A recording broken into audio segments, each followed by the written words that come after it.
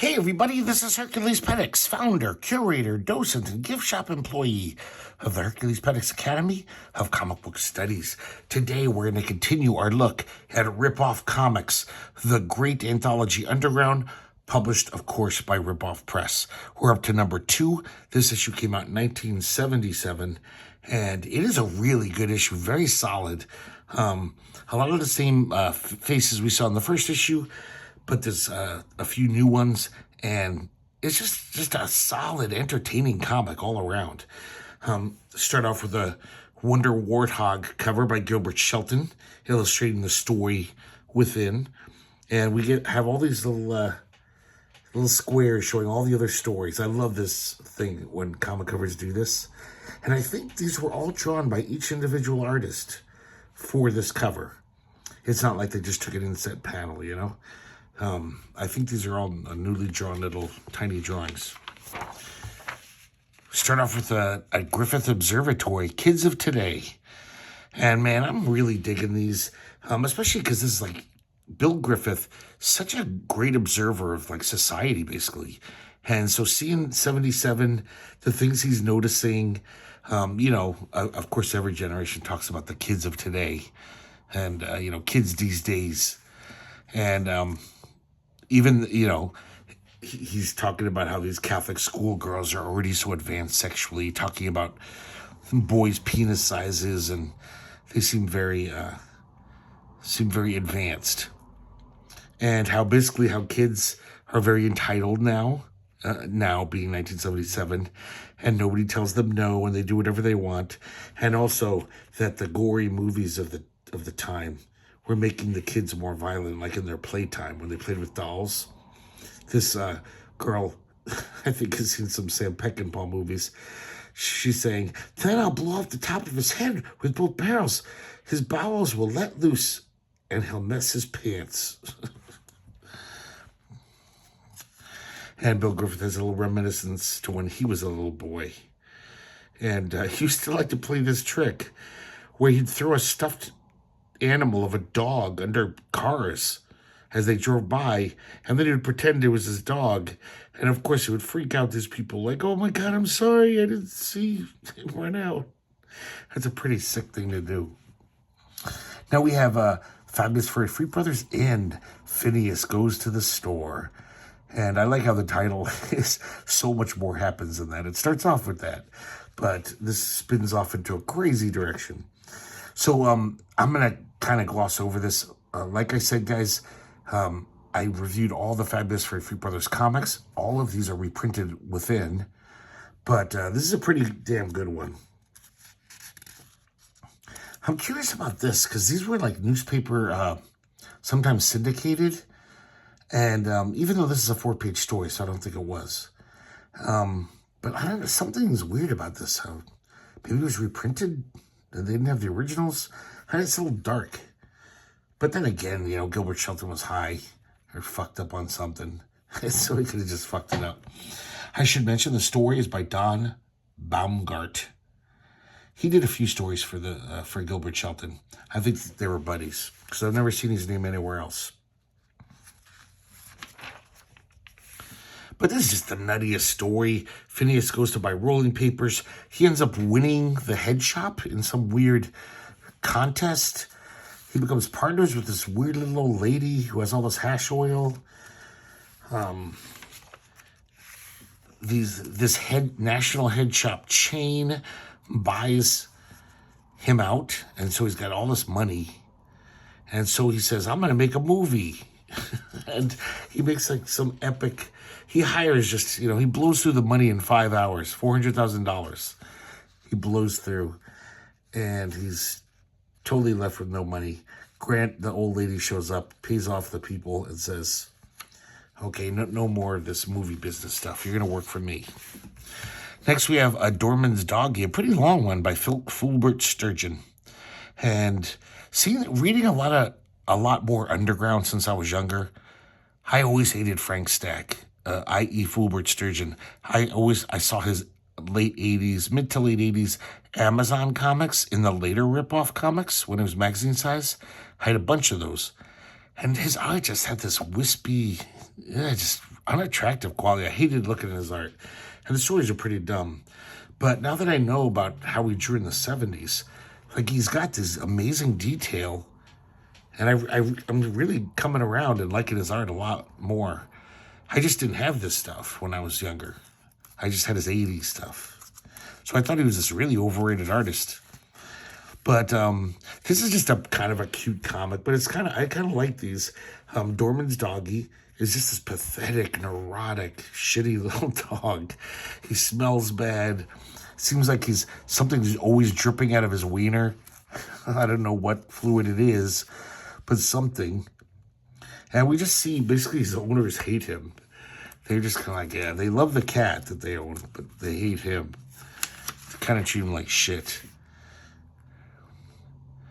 And so just pretty much every panel's a pretty decent little turn of events, kind of a gag. And so not only do the owners love the cat, but he's in love with the cat, Tommy. He wants to get with the cat. He doesn't understand the natural order of things. So one day he kind of runs away with this other dog because they won't let him back in the house. He's got no choice. So they go to some place where there's a good garbage can full of chicken bones. And Dorman's dog, he's having a kind of good time, but he's so conditioned that when he hears his masters from a distance, like blocks away, saying, "Ping," that's his name, by the way, Ping, like, "Ping, come home." The other dog's just like, "Don't do it, man. Just let him wait. They'll have more respect for you." And he's just like freaking out. He's just like, "But they're my masters calling me. I can't not obey them." He's like, "Have a little dignity." This other dog. I love this little relationship between this like seasoned older dog. And Dorman just can't do it. Yeah, I mean, he tries to, but he eventually runs home. His master's voice. But when he comes home, he's vowing. He vows to the other dog. He says, "I'm going to be a different dog. I'm going to be a good dog, like you told me about. Like a normal dog." So he vows to go home, and I guess his inner instinct is activated, because dogs hate cats. So he convinces himself that he hates cats, and he can't wait till Tommy gets home so he can attack him. And then as soon as he sees Tommy, he can't do it. He's like, "You're such a pretty kitty." And then as he sniffs Tommy's butt, once again, he says, "Love is where you find it." He knows it's silly to fight love. So in a way, he's a very wise dog. We get a one-page rowdy nudie from Justin Green. And this is a very odd little gag type strip where all these kids are in a campfire. I think they're Boy Scouts. They're talking about what they would do if they were in charge of Adolf Eichmann. I think around this time, this was a big story in the news. They captured the Nazi war criminal Adolf Eichmann. And, of course, they were civilized people, so I think they just put him in jail. But they're talking about what he really deserves, like horrible torture. And then at the end, a raccoon is caught in their trap. And they're like, "What should we do with it?" And I guess it's left to your imagination after they were so sadistically talking about Adolf Eichmann. We get another nice Griffith observatory about religious nuts. This is great. Very timely, talking about things like Est and Primal Scream, those kind of things. And talking about the resurgence of psychics like Uri Geller. That's supposed to be Uri Geller, kind of like a knockoff. And talking about how astrology, around this time, astrology just became totally accepted. We see these total working class Joes just like, "Hey boss, I gotta leave early. My star chart says my air sign is dominant." And the boss totally understands. He's like, oh, totally understandable. And then at the end, though, sticks it to just the old school fundamentalist Christians. How the born again ones, this is like when it started, maybe.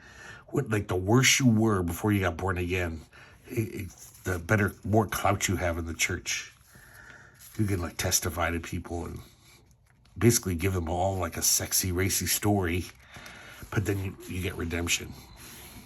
Here's one of those nerd strips. I really do not like these. They're by Dave Sheridan.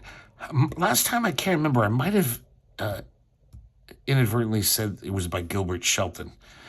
But I think all of these are by Dave Sheridan. They're not very funny. And to be honest, even the art is pretty lackluster for Dave Sheridan. It's still damn nice cartooning compared to a lot of cartoons out there. Dave Sheridan's great. But just it's not as good as his other stuff. In fact, we'll see one in 10 pages or so. We'll see a much better Dave Sheridan comic. The 40-Year-Old Hippie Again by Ted Richards. And these are never that funny. They're just kind of, I don't know. It's kind of a one-note thing. Kind of, I guess. Just a kind of a dumb gag. We get 2 little Fat Freddy's strips. Fat Freddy's cat strips, I meant to say. And if you've ever read Fat Freddy's Cat, they're almost like something that would be in the Sunday paper. They're better than Garfield and Heathcliff, but not by much, to be honest. Of course, the cartooning is really nice. It's Gilbert Shelton. But, yeah, I kind of like Fat Freddy's Cat. I mean, what's wrong with just a goofy little gag every now and then, you know? Another Griffith Observatory, The Doomsters. Talking about all the people who are just like the end of the universe and the end of life on Earth is almost like porn to them. They love talking about it. And talking about the eco-paranoid people who are all eating health food. And talking about the astronomy buffs who terrify people all the time with like, hey, there's a giant meteor heading to Earth. It could hit us within a year. And then he kind of takes a jab at himself. He says, finally, we have the all-in-one Doomsters who translates his own anxiety into plots and conspiracies. And we see Bill Griffith at the drawing board. I wish they would collect these. I mean, they did have a comic back then, but I think it would be even more valuable now as a little, time window into the past. This is a pretty good one. It's Terror Under the Bed by R. Diggs. We've seen a bunch of R. Diggs on this channel. He is a political cartoonist. You can kind of tell by his style. Really great classic cartooning style. This guy's great, his art. And sometimes, though, it's just whatever, it's a little pedantic. But this one I kind of like. It's this guy, he's a total sexist, jealous asshole husband. And he basically comes home early on purpose from work. He wants to catch his wife. He thinks she's up to something. Her name's Mabel. He sees all the dirty dishes and he's like, whoa, why hasn't she done the dishes? And of course, he's totally convinced she's doing some shenanigans. Goes up to the bedroom. She's in bed reading. And he thinks that there was a lover there. And this is like, he's really horrible. He's like, get out of bed, you lazy slut. Where is he? Oh, I know, he's under the bed. And when he looks under the bed, he finds something even worse. Women's liberation books. And he's furious. He starts slapping her around. He says, lazy, disgusting, good for nothing, commie queer. That doesn't even make sense. And he kicks her ass down the stairs. And he quotes that old song, get out in that kitchen and rattle those pots and pans. God, what is that song? Shake, Rattle, and Roll, I think. Big Joe Turner, one of those guys. But then the doorbell rings. He says, answer that door.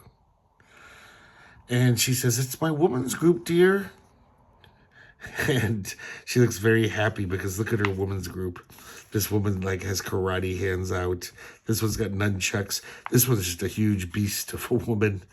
And it looks like they're going to kick the shit out of him. I almost wish this comic went one more page because I want to see it. This guy's thoroughly despicable. So here's that Dave Sheridan comic. This is from 1974, it says. So maybe it's a reprint from something, or maybe Dave Sheridan just had it in his drawer somewhere. But I love this strip. This is fun as hell. And look at the art, guys. This is the Dave Sheridan I want to see. Well, I mean, I guess the real Dave Sheridan is that awesome psychedelic shit he did in Mother Oats. But this is really nice art. The year is 3711. Welcome to Clevelundo. It's a megalopolis, which is like the most preeminent city in the world. So many things have changed. The aliens have crashed in the desert years ago, and people would hunt them for sport, but now they've got guns, and so they're like this rebel group, almost like the Viet Cong. Crazy religious groups are running around. It's a very disjointed comic, though. Like, it's basically, he just wanted to tell you all these weird things about the future. Because then all of a sudden, these soldiers are deployed to Clevelundo, and there's this giant monster. I really like this monster. It's a fun-looking monster there. And it turns out that it's the river. They've polluted the river so much that it's attained some kind of sentience and is running through the city. And it looks like they're all going to get killed by this river. They're all grabbed by tentacles. And then the soldier who left earlier, when he left earlier, he said, sorry about that. He said, see you, hon. I got to go off to whatever, fight in the army. And we see that same door. And we see the aliens peeking in the door with their guns, saying, this one's unlocked. 40-year-old hippie again. This is, maybe at the time this was funny, just about, he goes to a coffee house and drinks so much coffee, he becomes a maniac, and they have to kick him out. Which, of course, remember in the late 80s, early 90s, we saw so many bad comic strips about, like, oh, coffee will do this to you. People thought that was funny for some reason. It's like, yeah, funny, coffee makes you agitated. It's not that funny. This is a nice one. It's the casebook of Dr. Feelgood. And Dr. Feelgood meets Superman. He calls him Clark Kent. Says, where you been all these years? And Superman is talking about how he, things were great, back in the old days, everyone looked up to him. But now things have changed. People are saying, oh, why do you pick on those poor criminals? It's not their fault.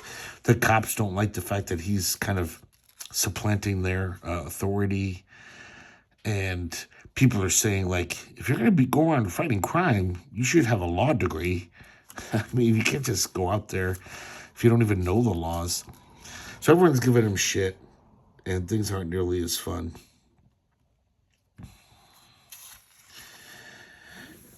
And I like how he's totally depressed, and he says, there's just no way anymore for me to right the wrongs of the world. And Dr. Feelgood says, welcome to the club, man. Because nobody does. Everyone wishes they did. We got another Griffith Observatory, The Geniuses. This one's fun. Just talking about all these guys who think they're smarter than they really are.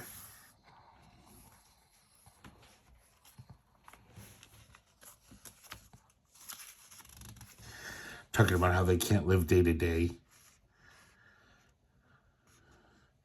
I guess I now would say, oh, this guy's got Asperger's. He's brilliant, but he can't even look people in the eye or make small talk.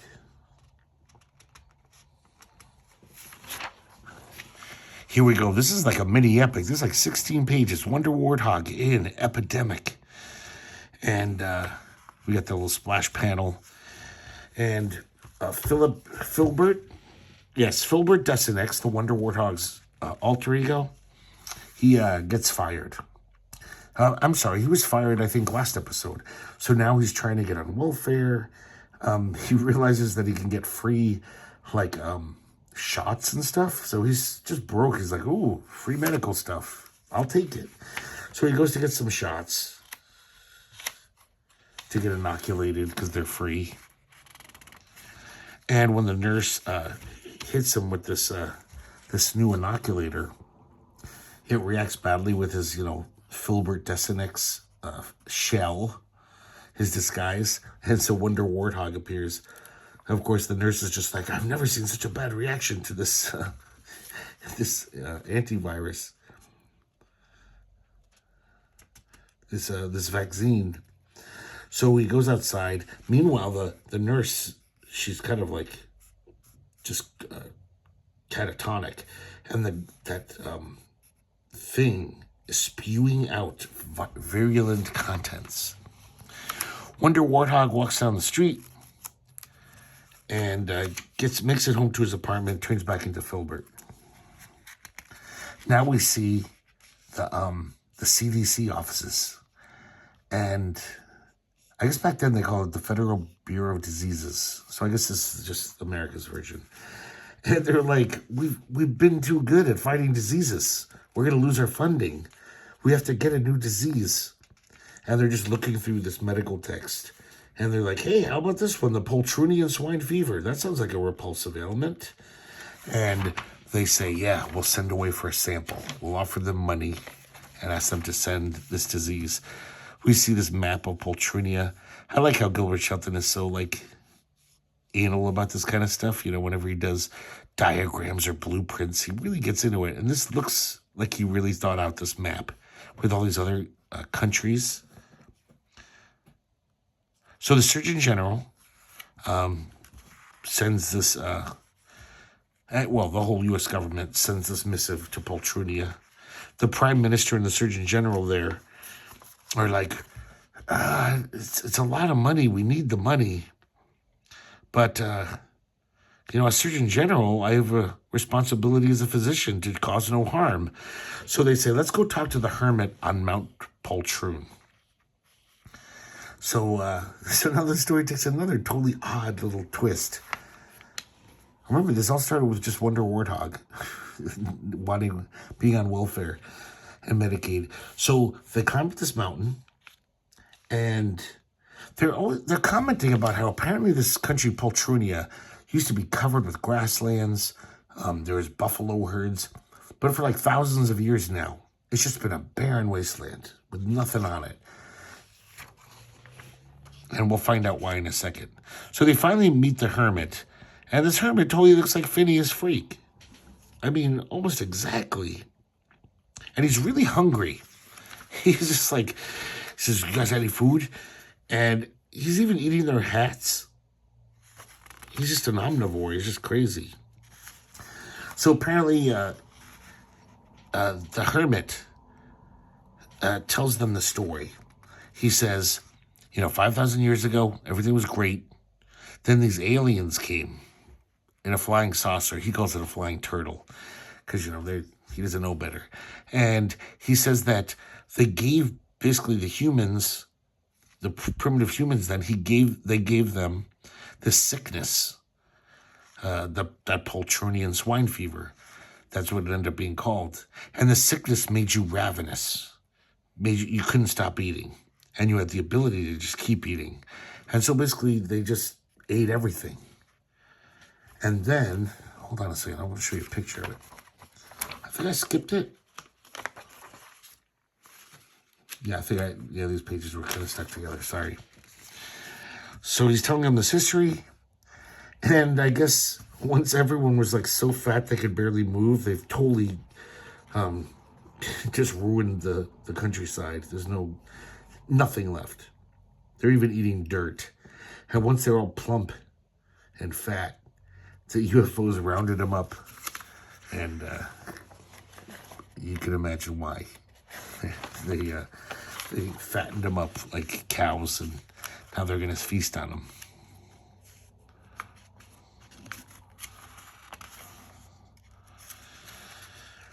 So he says, at the top of the mountain, that's where supposedly the disease is.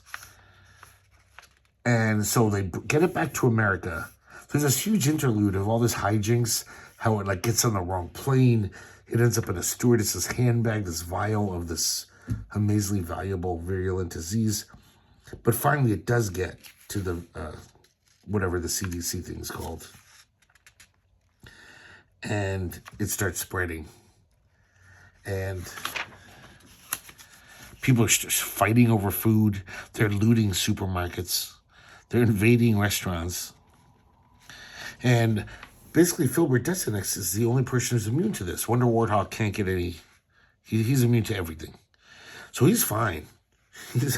I like how he's eating a Ritz cracker with cottage cheese on it with a fork and knife. That's his meal. And people break down his door. They raid his refrigerator. And he's pissed off. So he turns into Wonder Warthog. He goes outside and he sees what the hell's been going on. All these people like eating the concrete or tarmac off the road, eating bedrock. So he tries to make a moat, which they get through. And then he decides to build a giant wall. And he says, I'm going to need some help. And he finds a physician to write him a prescription for 14 and a half tons of diet pills. And he goes to every single drugstore in the world. Because, each one only has 20 bottles of them. It's kind of silly. And he pours it into these contained citizens of his little town, his city, which I totally forgot what it's called again. But it's in every Wonder Warthog. They always talk about the city. And it works. Everyone's appetite is suppressed, and they're filled with all this energy now. So he says, hey, you guys should rebuild the city. You can use these blocks. And they're like, how did you get such nice blocks that are all nicely fitted? And we see the Great Wall of China with a giant hole in it. And the Chinese soldiers are like, what the hell happened? So they build the city back better than it was. And, but apparently it wasn't totally contained. And every now and then there's outbreaks of these people with the hunger sickness. Next we get one of Gilbert Shelton's advanced motoring tips. This is number 149. And once again, this isn't a good idea. It would suck. But it's kind of clever where he says, think about all the time people waited at red lights when there's no cross traffic. But it's still, you got the red for a minute. And if there's some way to send a signal to the light to make it hurry up. And basically, this would be a way to reduce traffic congestion, lower our gasoline prices, and tax the rich all at the same time. So, of course, the more money you put into this little radio signal maker, it would let you go get the light first. So this one car put a quarter in. He gets the green light, even because these other 6 cars only put a penny each. So, of course, rich people who are so in a hurry because they're so much more important than everyone, they're going to be feeding in $20, $50, $100. So then that'll all be revenue. And, of course, this would be horrible. But I don't know. It seems like he really thought it through, this crazy idea. And here we have basically an ad for a ripoff press, but it's really just another beautiful drawing by Gilbert Shelton. I think this was available as a poster when you bought their catalog for 25 cents. It was a bonus to induce you to buy it. And this is the world from the ripoff press building, from the upper windows. And he says that there's a weird effect in the sky over San Francisco that reflects things. So you can see Oakland, Berkeley, Sierra Nevada, Canada, Mexico. He's basically seeing thousands of miles. I just thought that was kind of a cool concept. It was just kind of, I don't think that's a real thing, where the sky refracts things like that, or reflects things like that. But it's kind of fun to think about if you were stoned, I imagine. So there you go, guys. Ripoff Comics number 2. A fine issue. I'm really digging these. And I got to say, even though I like these a lot, they're entertaining, they don't give me, the reason why I love Underground so much, and it's probably the thing I collect more than any other genre or type of comic, because they're just so, sorry about that, they're so fucking weird. And it seems like Gilbert Shelton and the people who work for Ripoff, they're just entertainers. They don't want to blow your mind. They're not trying to, be Victor Moscoso or Hesclay Wilson. They're just old-time cartoonists who want to make you laugh. And, what's wrong with that? And they're really good at it, especially Gilbert Shelton. He's just a great storyteller, great cartoonist all around. So it's different than most undergrounds. I've noticed this by looking at all the Freak Brothers, looking at various stuff by Shelton, and also like Ted Richards. Their comics are usually pretty clean. They're like PG-13 rated a lot of times. And they're really just kind of like old vaudeville sketches, trying to make you laugh, or sitcom plots, or whatever. But they're better than that. But I thought that was interesting, and that's probably why they were the most best-selling underground comics of all time. The Freak Brothers was by far the best-selling underground ever. And it went through many editions. Because it's just fucking fun as hell. And it's great storytelling. And what's not to like? It's like butter. So that's it, guys. Hope you liked the video. And I hope to see you next time here at the Herculespetix Academy of Comic Book Studies.